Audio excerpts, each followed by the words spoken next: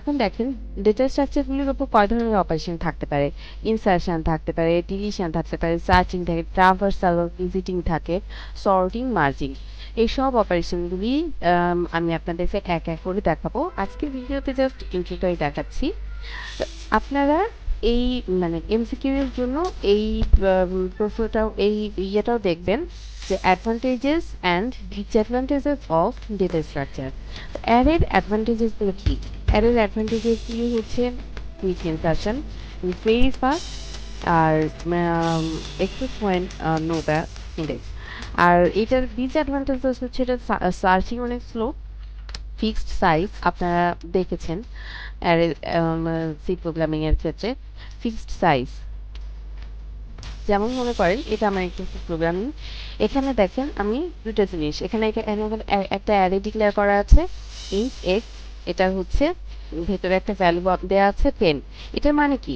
এটার মানে হচ্ছে এখানে এক্স একটা অ্যারে, যে অ্যারেটার ডেটা টাইপ হচ্ছে ইন্টিজার, এবং এই অ্যারের মধ্যে 10টা এলিমেন্টস রাখা যাবে। এক্স একটা অ্যারে, এই অ্যারেটার এলিমেন্ট এখানে 10টা এলিমেন্ট রাখা যাবে, আর এটার ডেটা টাইপ কি? ইন্টিজার।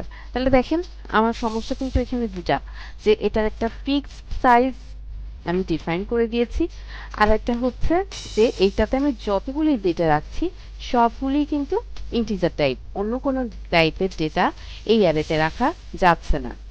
সো এটা একটা ডিসঅ্যাডভান্টেজেস।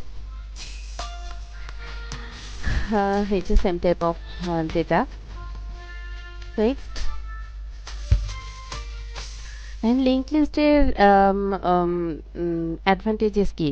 এটার কোনো ফিক্সড সাইজ থাকে না এবং এটাতে খুব দ্রুত ডিলিট করা যায়। আর এটা ডিসঅ্যাডভান্টেজেস হচ্ছে স্লো সার্চিং আর অ্যাড্রেস ক্যালকুলেশন।